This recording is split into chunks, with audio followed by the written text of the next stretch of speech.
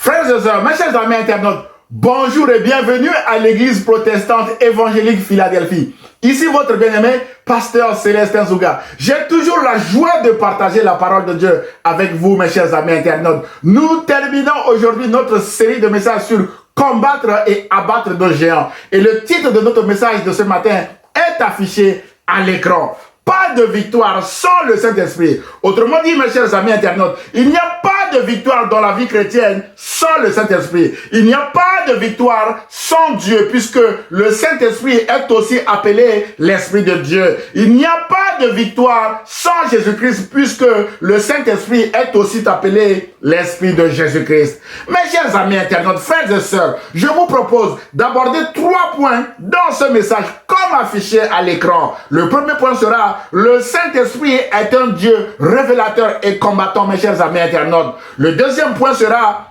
pas de victoire sans le Saint-Esprit, mes chers amis internautes. Et le troisième et dernier point sera: il n'y a pas de cohabitation possible entre le Saint-Esprit et les faux dieux Baal, mes chers amis internautes. Point numéro 1, le Saint-Esprit est un Dieu révélateur et combattant. Mes chers amis internautes, frères et sœurs, le Saint-Esprit est Dieu, point. L'apôtre Paul disait aux Romains que si quelqu'un n'a pas l'Esprit de Christ, c'est-à-dire le Saint-Esprit, il ne lui appartient pas. D'après Romains chapitre 8, verset 9. Autrement dit, si vous êtes chrétien, mes chers amis internautes, Dieu habite en vous à travers le Saint-Esprit depuis le jour où vous avez accepté Jésus-Christ comme votre Seigneur et Sauveur. C'est pourquoi l'apôtre Paul dit aux Corinthiens que ne savez-vous pas que vous êtes le temple de Dieu et que l'Esprit de Dieu habite en vous? D'après 1 Corinthiens chapitre 3, verset 16. Mes chers amis internautes, dans ce verset, l'apôtre Paul parle de l'Esprit de Dieu qui nous renvoie à Genèse chapitre 1, verset 2, où il est écrit: au commencement, la terre n'était que chaos et vide, il y avait des ténèbres à la surface de l'abîme et l'Esprit de Dieu planait au-dessus de l'eau. Mes bien-aimés dans le Seigneur. Et en 1 Corinthiens chapitre 6 verset 19, l'apôtre Paul déclare encore aux Corinthiens que ne savez-vous pas que votre corps est le temple du Saint-Esprit? On souligne temple du Saint-Esprit qui est en vous, que vous avez reçu de Dieu et que vous ne vous appartenez point à vous-même, Corinthiens. Mes chers amis internautes, frères et sœurs, si nous récapitulons rapidement ces versets, l'apôtre Paul parle de l'Esprit de Christ en Romains chapitre 8 verset 9, de l'Esprit de Dieu en 1 Corinthiens chapitre 3 verset 16 et du Saint-Esprit en 1 Corinthiens chapitre 6 verset 19, mes chers amis internautes. Ces différentes appellations du Saint-Esprit associées au prologue de l'apôtre Jean qui déclare qu'au commencement était la parole, c'est-à-dire Jésus, et la parole était avec Dieu, et la parole était Dieu, d'après Jean chapitre 1 verset 1, mes chers amis. Ce verset nous renvoie encore en Genèse chapitre 1 verset 2, mes chers amis. C'est pourquoi nous déclarons que le Saint-Esprit est Dieu, point. À ce titre, Dieu le Père, Dieu le Fils en la personne de Jésus-Christ et Dieu le Saint-Esprit sont indissociables, mes chers amis internautes. Et le Saint-Esprit est associé au Père et au Fils sur la base d'une égalité. Selon Matthieu chapitre 28 verset 19 où il est écrit, Jésus a dit: allez, faites de toutes les nations des disciples, les baptisant au nom du Père, du Fils et du Saint-Esprit. Mes chers amis internautes, frères et sœurs, pour une étude complète du Saint-Esprit, je vous renvoie sur une série de 3 messages que j'avais fait sur le Saint-Esprit selon l'apôtre Paul, le Saint-Esprit selon Luc et le Saint-Esprit selon l'évangile de Jean, où l'apôtre Jean appelle, mes bien-aimés dans le Seigneur, le Saint-Esprit le Paraclet ou le Paraclétos. Ces 3 messages sont encore disponibles sur la page Facebook ou sur la chaîne YouTube de l'Église protestante évangélique Philadelphie. Aujourd'hui, nous parlons uniquement de l'importance du Saint-Esprit dans nos combats de tous les jours. Mon frère, ma soeur, si vous avez déjà accepté Jésus-Christ comme votre Seigneur et Sauveur, la bonne nouvelle est que le Saint-Esprit est en vous et combat pour vous. Jésus a dit en Matthieu chapitre 28 verset 20 que je suis avec vous tous les jours jusqu'à la fin du monde. Et en Jean chapitre 14, verset 17 à 18, que le Saint-Esprit, qui est l'Esprit de vérité, demeure avec vous et est en vous. Mes bien-aimés, je ne vous laisserai pas orphelins, a dit Jésus. Je viendrai à vous. D'après Jean chapitre 14, verset 17 à 18. Ces promesses, mes chers amis internautes de Jésus, sont suffisantes pour traverser n'importe quelle vallée de combat. Mon frère, ma soeur, peut-être que vous êtes actuellement dans un violent combat où vous vous sentez seul et faible face à vos ennemis qui sont plus forts que vous. Ne promenez plus de regards inquiets, mes chers amis internautes. Rassurez-vous que vous n'êtes pas seul. Jésus est avec vous comme il a promis. Le Saint-Esprit qui est en vous est aussi en train de combattre pour vous dans l'invisible. Alors faites confiance à l'Esprit de Jésus en entrant dans le repos de la foi. Mes chers amis internautes, rappelez-vous que dans sa stratégie de combat, le diable cherchera constamment à vous déstabiliser par la peur, avec les dégâts matériels, voire même corporels que vous voyez autour de vous. Chômage qui dure et qui dure, maladie à répétition, rejet des autres, opposition au travail, relations brisées, mésentente dans votre couple et dans votre famille, souffrance morale, physique, financière et autres difficultés visant à semer le doute dans votre cœur et surtout, mes bien-aimés dans le Seigneur, à vous pousser à vous rebeller contre Dieu. Mon frère, ma soeur, ne vous rebellez pas contre Dieu. Dieu est bon et combat pour vous dans l'invisible. L'auteur de l'Épître aux Hébreux déclare que le monde visible tire son origine de l'invisible, d'après Hébreux chapitre 11, verset 3. Autrement dit, mes chers amis internautes, tout ce que vous voyez comme dégâts causés par le diable dans vos combats actuels prend racine dans l'invisible. C'est pourquoi ne marchez pas par la vue, mais marchez par la foi en Jésus-Christ, en déclarant au milieu de ces combats violents, mais bien aimé dans le Seigneur, que Jésus-Christ est Seigneur. L'Esprit de Jésus, ou le Saint-Esprit est Dieu. Il voit tout et sait tout. Et c'est le Saint-Esprit qui vous révélera les plans de l'ennemi dans l'invisible afin de vous aider à rester ferme dans votre foi en Jésus-Christ. Mes bien-aimés, faites confiance au Saint-Esprit, car l'Esprit sonde tout, même les profondeurs de Dieu, d'après 1 Corinthiens chapitre 2, verset 10. Et c'est le Saint-Esprit qui vous conduira en connaissance de cause vers votre victoire, mes chers amis internautes. C'est pourquoi, n'abandonnez jamais, mes chers amis internautes. Continuez de jeûner si vous le pouvez. Continuez de prier sans cesse, mes chers amis. Continuez d'aller à l'église et aux réunions de prière afin de prier avec des frères et sœurs qui pourront aussi vous soutenir dans la prière. Ne vous isolez pas, mes chers amis internautes. C'est alors que le Saint-Esprit vous conduira, et mes bien-aimés dans le Seigneur, vers votre victoire. Et vous aurez la victoire dans vos combats également, comme David a eu la victoire face à Goliath, mes chers amis internautes. C'est ce que nous allons voir maintenant dans la suite de ce message pour nous encourager à faire confiance au Saint-Esprit, mes chers amis internautes. Point numéro 2, pas de victoire sans le Saint-Esprit. Mes chers amis internautes, frères et sœurs, il n'y a pas de victoire dans la vie chrétienne sans le Saint-Esprit. C'est le Saint-Esprit qui vous donnera la force, le courage et l'audace de combattre dans n'importe quelle situation et d'avoir la victoire. C'est le cas de David que nous avons vu dans cette série, mes chers amis internautes. Frères et sœurs, les voies de Dieu sont impénétrables et incompréhensibles. Alors que David était en train de paître les brebis de son père Isaïe dans la brousse, il se passait des choses incompréhensibles au sommet de la royauté d'Israël. Saül, le premier roi d'Israël, venait de désobéir aux ordres de l'Éternel. Et l'Éternel l'avait aussitôt rejeté en choisissant l'homme selon son cœur en la personne de David. D'après 1 Samuel chapitre 13 verset 14, mes chers amis internautes, choqué par cette nouvelle, le prophète Samuel, qui avait beaucoup investi de son temps dans la vie de Saül, avait fondu en larmes, mes bien-aimés dans le Seigneur, parce que Dieu venait de rejeter Saül, mes chers amis internautes.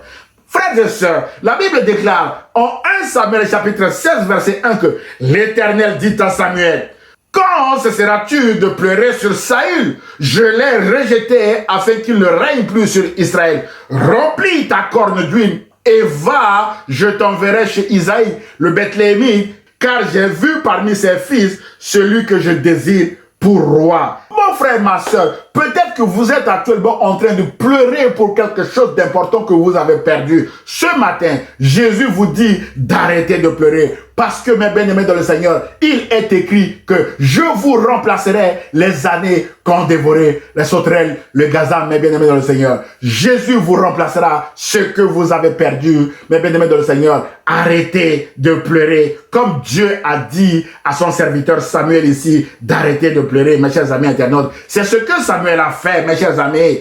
Le prophète Samuel obéit à Dieu. Le prophète Samuel arrive à Bethléem, organise le repas sacrificiel en vue de la désignation du nouveau roi d'Israël. Et il convie Isaïe et tous ses enfants. Malheureusement, Isaïe, le père de David, ne l'avait même pas convoqué à ce repas sacrificiel, alors que tous les autres enfants d'Isaïe y étaient convoqués et étaient présents, mes chers amis. La Bible déclare en 1 Samuel chapitre 16, versets 11 à 14 que Samuel dit à Isaïe, « Sont cela tous tes fils ?»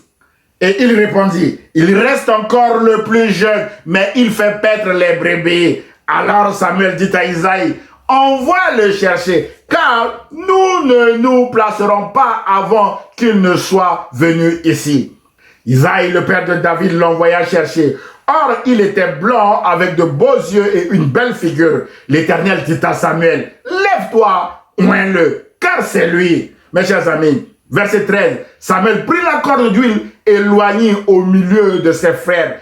L'Esprit de l'Éternel saisit David. Mes chers amis internautes, on souligne, l'Esprit de l'Éternel saisit David à partir de ce jour et dans la suite de sa vie, mes chers amis internautes. Samuel se leva et s'en alla à Rama. Verset 14, l'Esprit de l'Éternel se retira de Saül qui fut agité par un mauvais esprit venant de l'Éternel. Mes chers amis internautes, frères et sœurs, c'est dangereux de perdre le Saint-Esprit. Saül, qui prophétisait en 1 Samuel chapitre 10, verset 11, parce qu'il était oint par l'Esprit de l'Éternel, se retrouve dépouillé du Saint-Esprit et rempli d'un mauvais esprit venant de l'Éternel à cause de sa désobéissance. Le retrait du Saint-Esprit à Saül va accentuer sa peur lors de l'attaque des Philistins et le pousser à consulter une magicienne sans succès. Alors Saül se suicida. D'après 1 Samuel chapitre 28, mes bien-aimés, c'est pourquoi,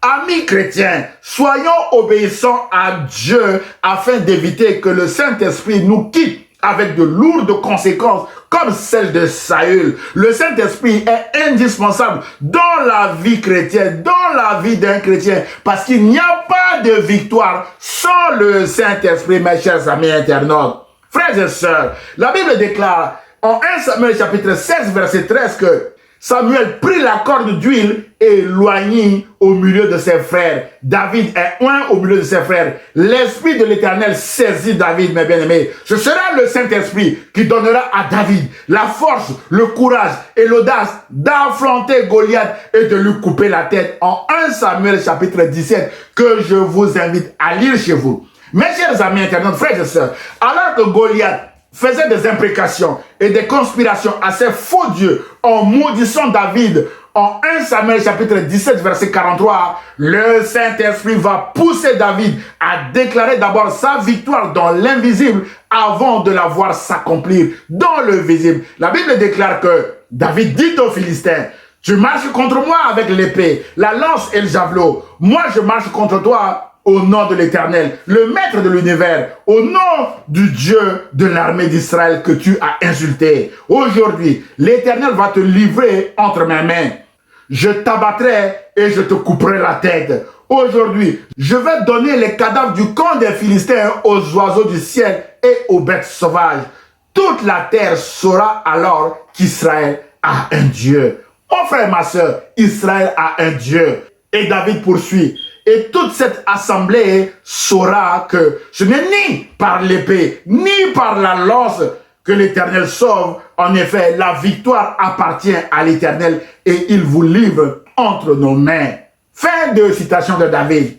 Mes chers amis internautes, frères et sœurs, David dit que ce n'est ni par l'épée, ni par la lance que l'Éternel sauve. David parle ici comme s'il avait lu Zacharie chapitre 4 verset 6 qui dit « Ce n'est ni par la puissance, ni par la force, mais c'est par mon esprit, dit l'Éternel des armées célestes, mes chers amis. » C'est pourquoi, poussé par l'esprit, la Bible déclare en 1 Samuel chapitre 17 verset 48 que David courut sur le champ de bataille à la rencontre du géant Goliath, mes chers amis. Et David a abattu Goliath et lui a coupé la tête comme il l'avait déclaré avant, mes chers amis. Mon frère, ma soeur, il n'y a pas de victoire sans le Saint-Esprit. Ce sera par le Saint-Esprit que vous abattrez et vous couperez aussi la tête à vos géants. David connaissait l'importance du Saint-Esprit dans ses combats et aussi la dangerosité de l'absence du Saint-Esprit dans la vie d'un homme de Dieu avec le sort de son prédécesseur Saül qui est passé par là, mes chers amis internautes. Nous avons vu tout à l'heure que Dieu a retiré son esprit à Saül et Saül est parti se suicider. C'est pourquoi, pendant tout son règne et sa vie de roi, David veillait à ce que le Seigneur ne lui retire pas le Saint-Esprit. Par exemple, lorsqu'il avait péché avec Bathsheba, la femme d'Uri, David avait irrité Dieu et avait demandé pardon à Dieu en s'écriant « Ne me rejette pas loin de ta face, ô Dieu, ne me retire pas ton esprit saint, parce qu'il sait que c'est dangereux, mes chers amis internautes, d'après Somme chapitre 51, verset 11. Et la bonne nouvelle est que Dieu avait pardonné à David qui était resté l'homme selon son cœur durant tout son règne, durant sa vie, mes chers amis internautes. Mon frère, ma soeur, peut-être que ce matin, vous avez aussi irrité l'Éternel dans un domaine de votre vie. Répentez-vous en confessant vos péchés, en demandant pardon à Dieu à travers le sang de Jésus et recevez maintenant le pardon de Dieu, mes chers amis internautes. C'est alors que Dieu ne vous retirera pas le Saint-Esprit. Par ailleurs, mes chers amis internautes, toujours pour vous aider, notez surtout que le Saint-Esprit ou l'Esprit de Dieu ou l'Esprit de Jésus ne cohabitent pas avec les autels de Baal, c'est-à-dire les faux dieux, mes chers amis internautes. C'est ce que nous allons voir maintenant dans le troisième et dernier point de ce message, mes chers amis internautes. Point numéro 3, pas de cohabitation entre le Saint-Esprit et les faux dieux Baal. Mes chers amis internautes, frères et sœurs, dans cette série, nous avons vu que le Saint-Esprit, encore appelé l'Esprit de vérité, ne cohabite pas avec les faux dieux ou les autels de Baal, bien-aimés dans le Seigneur, qui sont des menteurs. En effet, Dieu est un Dieu jaloux qui ne supporte pas de partager sa gloire avec un quelconque faux Dieu. Jésus a dit en Matthieu chapitre 6, verset 24 que nul ne peut servir deux maîtres, car ou il haïra l'un et aimera l'autre, ou il s'attachera à l'un et méprisera l'autre. Vous ne pouvez servir Dieu et maman, déclare Jésus en Matthieu chapitre 6, verset 24. Mes bien-aimés dans le Seigneur. Ainsi donc, l'une des règles importantes de votre combat est que vous ne pouvez pas servir Dieu et Baal. Vous devez renverser et abattre vos autels de Baal avant d'avancer vers votre victoire, mes chers amis internautes. C'est ce que Gédéon a fait à la demande de Dieu, mes chers amis internautes. Frères et sœurs, après avoir appelé Gédéon d'aller libérer Israël entre les mains des Madianites qui l'oppressaient et qui détruisaient ses récoltes pendant 7 ans, l'Éternel dit à Gédéon en Juge chapitre 6, versets 25 à 27 que Gédéon, renverse l'autel de Baal qui est à ton père et abat le pieu sacré qui est dessus. Verset 26, tu bâtiras ensuite un autel à l'Éternel ton Dieu. Verset 27, Gédéon prit 10 hommes parmi ses serviteurs et fit ce que l'Éternel avait dit. Obéissance de Gédéon. Mais comme il craignait la maison de son père et les gens de la ville, il l'exécutait de nuit et non de jour. Mon frère, ma soeur, malgré la peur et les craintes, mes bien-aimés, de Gédéon, Gédéon était resté obéissant à Dieu. Mon frère, ma soeur, peut-être que ce matin, vous avez un arrière-plan idolâtre comme Gédéon. Peut-être que vous avez encore un autel dans votre maison ou dans votre cœur qui ne glorifie pas Dieu. L'autel de la haine, l'autel de la jalousie, l'autel de la colère, l'autel de diffamation, l'autel du mensonge et de la ruse. La condition pour recevoir le Saint-Esprit et marcher dans la victoire de Jésus-Christ est de renverser tous ces autels qui n'honorent pas Dieu afin de bâtir un nouveau autel au Saint-Esprit. Mes chers amis internautes, c'est alors que vous aurez la victoire dans vos combats comme Gédéon. Mes chers amis internautes, frères et sœurs, lorsque Gédéon a renversé et a abattu l'autel de Baal de son père et a bâti ensuite un autel à l'Éternel son Dieu, Gédéon a changé de nom, était devenu Jérubbaal. La Bible déclare en Juge chapitre 6 verset 32 à 34 que en ce jour, l'on donna à Gédéon le nom de Jérubbaal en disant que Baal plaide contre lui, puisqu'il a renversé son autel. Verset 34, écoutez ceci, mes chers amis internautes. Gédéon fut revêtu de l'Esprit de l'Éternel. Mes chers amis internautes, frères et sœurs, Gédéon était revêtu du Saint-Esprit après son obéissance à Dieu en détruisant l'autel de Baal de son père. Ensuite, c'est le Saint-Esprit qui va le conduire à écouter la conversation de deux soldats madianites dont l'un racontait à son camarade son songe et l'autre en concluait en Juge chapitre 7 verset 13 à 15 que ton rêve là n'est autre chose que l'épée de Gédéon, fils de Joas, homme d'Israël. Dieu a livré entre ses mains Madian et tout le camp. Lorsque Gédéon eut entendu le récit du songe et son explication, il se prosterna pour rendre gloire à Dieu, mes chers amis internautes, et gloire au Saint-Esprit, puis revint au camp d'Israël et dit, levez-vous, car l'Éternel a livré entre vos mains le camp de Madian. Mes chers amis internautes, mon frère, ma soeur, c'est le Saint-Esprit qui a révélé la défaite de l'ennemi à Gédéon et qui l'a encouragé à donner l'assaut à son armée, mes chers amis internautes. Après avoir réduit son armée de 32 000 à 300 hommes, Gédéon combattra et aura la victoire contre une armée madianite composée de 135 000 hommes, mes bien-aimés dans le Seigneur. Ce ratio de 300 soldats de Gédéon contre 135 000 Madianites donne toute la gloire à Dieu et non à Baal. La clé du succès de Gédéon dans ce combat est la révélation du Saint-Esprit sur le moral des troupes madianites qui étaient prêts à la reddition et à la défaite. C'est pourquoi Gédéon les a attaqués et a obtenu cette victoire, mes chers amis internautes. Le Saint-Esprit a glorifié Dieu dans ce combat. Mon frère, ma soeur, il n'y a pas de victoire sans le Saint-Esprit. C'est pourquoi n'attristez pas le Saint-Esprit qui est en vous débarrassant des autels de Baal, de faux dieux ou tout autre autel qui ne glorifie pas Dieu dans votre vie. Ensuite, coopérez avec le Saint-Esprit qui vous montrera le plan de l'ennemi par des songes, comme à Gédéon, par des paroles de connaissance ou par des promesses bibliques en lisant régulièrement la Bible, mes chers amis internautes. Aussi, priez sans cesse d'après 1 Thessaloniciens chapitre 5 verset 17. C'est alors que vous marcherez avec le Saint-Esprit et vous aurez la victoire. Enfin, mes chers amis internautes, soyez prudents et vigilants en priant sans cesse, mes bien-aimés, afin que le Saint-Esprit vous révèle la ruse du diable qui peut passer, mes bien-aimés, par des personnes toxiques ou des ennemis de la croix autour de vous pour vous détruire et voler votre victoire, mes chers amis internautes.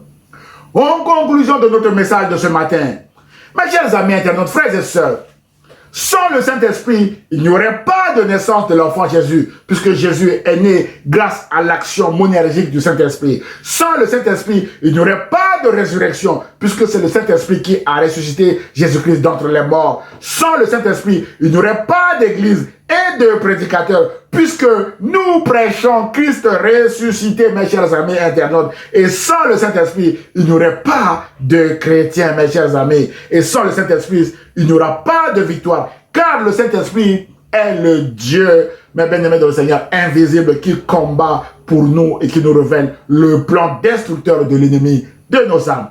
Mes chers amis internautes, frères et sœurs, le Saint-Esprit a répondu présent lors du baptême de Jésus, mes bien-aimés dans le Seigneur, à travers une colombe. Le Saint-Esprit a répondu présent lors du célèbre discours de Jésus sur le lancement de son ministère, où Jésus a déclaré « L'Esprit du Seigneur est sur moi parce qu'il m'a oint pour annoncer une bonne nouvelle aux pauvres. Il m'a envoyé pour guérir ceux qui ont le cœur brisé. Peut-être que vous avez le cœur brisé aujourd'hui, mes chers amis internautes. Jésus veut vous guérir le cœur pour proclamer aux captifs de la délivrance et aux aveugles le recouvrement de la vue, pour renvoyer libres les opprimés, pour publier une année de grâce du Seigneur. Frères et sœurs, mes chers amis internautes, à la croix, Jésus a déclaré que tout est accompli. Autrement dit, les missions pour lesquelles le Saint-Esprit a oint Jésus ont été toutes accomplies à la croix, mes chers amis internautes.